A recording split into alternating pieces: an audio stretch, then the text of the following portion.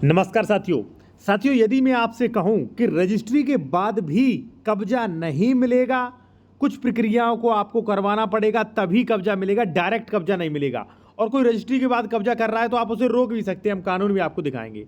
तो आप ये कहेंगे कि नहीं, आप व्यू पाने के चक्कर में फालतू की वीडियो बना रहे हो, ऐसा नहीं हो सकता है। ठीक है, देखिए साथियों, मैं आपको वही कानून दिखाने जा रहा हूं, कब आपको रजिस्ट्री करवाने के बाद भी, बैनामा करवाने के बाद भी, दाखिल खारिज के बाद भी कब्जा नहीं मिलेगा। और कई ऐसे सैकड़ों लोग, हजारों की संख्या में, लाखों की संख्या में ऐसे लोग हैं जिनके जमीन के पेपर सब उनके नाम है, रजिस्ट्री उनके नाम, दाखिल खारिज उनके नाम, फिर भी वो बेचारे कब्जा नहीं ले पा रहे। ठीक है, वो गलती क्या कर रहे हैं। और देखिए, मैं आपको बताऊं, ये वीडियो काफी महत्वपूर्ण होने वाला है। यदि आपका जमीन संबंधी किसी भी प्रकार का कोई विवाद है, जमीन खरीदने जा रहे हैं, बेचने जा रहे हैं, कुछ भी, तो बेहद जरूरी है। ठीक है, और देखिए, कोई भी आप बेहतर कानूनी सलाह लेना चाह रहे हैं या कोई अपना डॉक्यूमेंट चेक करवाना चाह रहे हैं, आप किसी भी स्टेट से हो, तो हमारा कॉन्टैक्ट नंबर वीडियो की डिस्क्रिप्शन में साथियों मिल जाएगा। वीडियो की डिस्क्रिप्शन सब कुछ मेंशन किया गया है। अब देखिए साथियों, हम 5 टॉपिक पर चर्चा करेंगे जो सबसे ज्यादा विवाद का कारण है। देखिए, अगर आप मेरे वीडियोस देखते हैं तो आप जमीन के विवाद सॉर्ट आउट कर सकते हैं। कई हजारों लोगों ने सॉर्ट आउट किए। ठीक है, अब देखिए, पहला कि जमीन के रजिस्ट्री के बाद कानूनी प्रक्रिया क्या होती है, इस पर जवाब। तो इस पर नॉर्मल सा जवाब है कि जब आप साथियों रजिस्ट्री करवा लेते हैं तो होती तो कई प्रक्रिया हैं, लेकिन अगर विवाद नहीं है तो केवल एक प्रक्रिया जरूरी है साथियों, वो है दाखिल खारिज या साथियों इंतकाल या जमाबंदी रसीद। ठीक है, अलग अलग नामों से जाना, ठीक है ना। दाखिल खारिज ही जरूरी है। कोई भी जमीन खरीदते हो तो खतौनी, खतियान वगैरह में, रेवेन्यू रिकॉर्ड्स में अपना नाम करवाना जरूरी है सबसे पहले। ठीक है, अब 2 कैटेगरी की जमीन आती है। एक वो जमीन, अगर जमीन पर बिल्कुल भी विवाद नहीं है, तब क्या करें आप। और अगर आपको लगता है कि इस जमीन पर थोड़ा भी विवाद हो सकता है साथियों, या ये जो भी मान लीजिए जमीन है, ये एक्स प्रॉपर्टी है, इस पर कभी ना कहीं कोई बंदा विवाद डाल सकता है या आपके बच्चों पर विवाद डाल सकता है, और आप चाहते हो कभी भविष्य में कोई विवाद न डाले आके, तो आपको मैं कुछ प्रक्रियाएं बताने जा रहा हूं, भविष्य में कोई विवाद न डाले।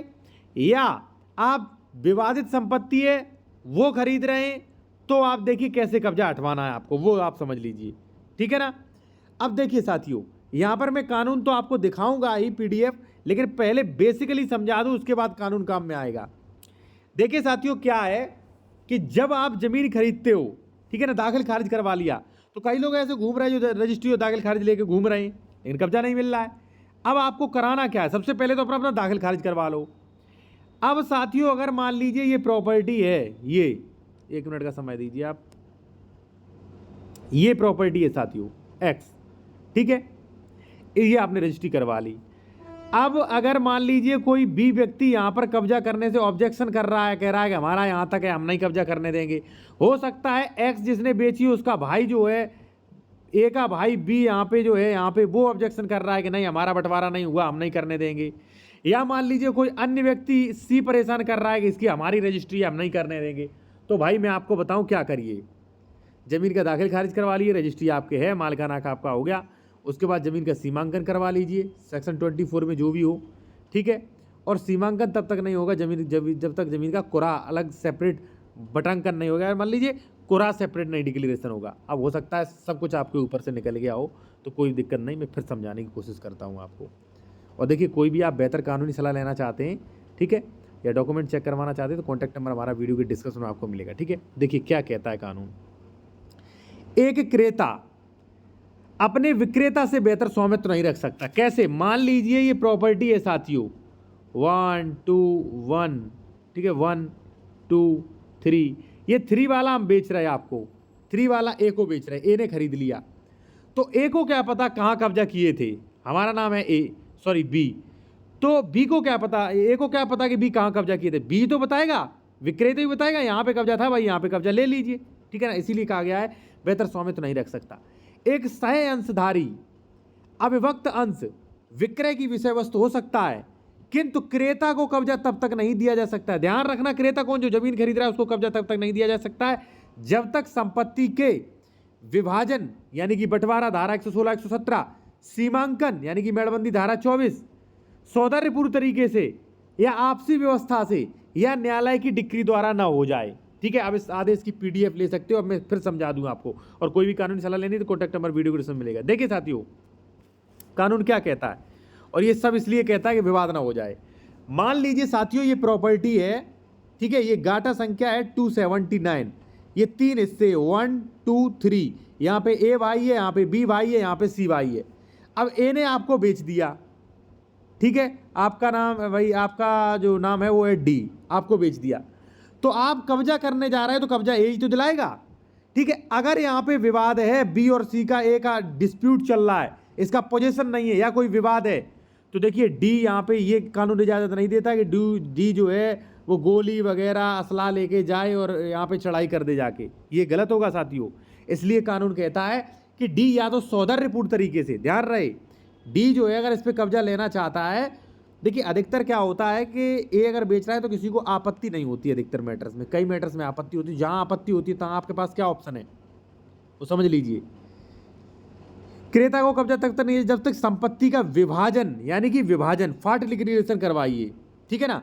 अब जैसे मान लीजिए मैंने अभी बनाया था ये, अगर डी यहाँ पे कब्जा कराने आ रहा है तो अगर 279 का अंश डिक्लेरेशन नहीं हुआ, 116 में फाट डिक्लेरेशन नहीं हुआ है तो उसका सीमांकन तो होगा नहीं कौन किधर है, तो इसका सबसे पहले धारा 117 जो है कार्रवाई कराइए। जब आप धारा 117 करवा लेंगे तो वहाँ पे क्लियर कर दिया जाएगा, क्या क्लियर कर दिया जाएगा कि लाल रंग का कुरा सी का बनाया गया, हरे रंग का कुरा बी का बनाया गया, काले रंग का कुरा ए का बनाया गया, यानी कि डी का बनाया गया। तो यानी कि ये क्लियर हो गया, काला वाला किसका है, डी का, ठीक है। तो अब तो भाई न्यायालय ने कुरा बना दिया, अब न्यायालय ने कह दिया कि भाई डिक्री भी जारी कर दी कि डी का काले रंग का कुरा है, तो डी आएगा बड़ी आसानी से काले रंग के कुरा पे कब्जा कर लेगा। अगर कब्जा नहीं मिलता है तो डी के पास ऑप्शन है, फिर ऑप्शन क्या है, वो न्यायालय का आदेश लगा चला जाएगा थाने में, चला जाएगा एसडीएम के पास, प्रशासन आएगा यहाँ पे जबरन कब्जा दिलवाएगा, ठीक है। अगर बंटवारा हो चुका है, सेपरेट नंबर है, ये 279 एक था, ठीक है ना, अब सेपरेट नंबर का भी बता दूं साथियों।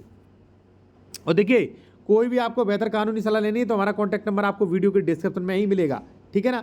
अब देखिए मान लीजिए साथियों ये एक गांव का मैप है, ये है गाटा संख्या 151, ये है 152, ठीक है, ये है 153, तो 157 आपने खरीदी है लेकिन विवाद चल रहा है, तो वहाँ पे बंटवारा नहीं, सेक्शन 24 सीमांकन कराना पड़ेगा अधिकारियों द्वारा। अधिकारी आएंगे, सीमांकन कर देंगे, सीमांकन करने के बाद यहाँ पे आपको कब्जा दिलवा देंगे, ठीक है भाई। और ऐसा भी हो सकता है साथियों कि ये है, ठीक है, 278 गाटा, इसका ए ने बेच दिया है, ए ने बेच दिया था बी को जमीन ये पूरा 2008 में, ठीक है ना, और ए ने फिर बेच दिया 2022 में सी को। अब ये बी और सी यहाँ पे लड़ेंगे, वो कहेगा मेरा, वो कहेगा मेरा, हालांकि पहला बार रजिस्ट्री मान्य होती है। तो ऐसी कंडीशन में दोनों को जब तक न्यायालय की डिक्री नहीं आ जाती तब तक यथास्थिति रहना चाहिए, और ऐसे ही ऑर्डर्स दिए जाते हैं। हमारे मैटर्स में कई ऐसे ऑर्डर्स दिलवाए भी हैं हमने लोगों को, और दिए भी जाते हैं कि यथास्थिति। और दूसरी बात, अगर ऐसी स्थिति होती है तो धारा 116 धारा 164 का लाभ ले सकते हो, ठीक है ना। तो मैंने बेहतर तरीके से समझाया है, प्रैक्टिकली जो है वो मैंने आपको समझाया। और देखिए कोई भी आप कानूनी सलाह लेना चाह रहे हैं तो कॉन्टैक्ट नंबर वीडियो की डिस्क्रिप्शन में हमारा मिल जाएगा। धन्यवाद।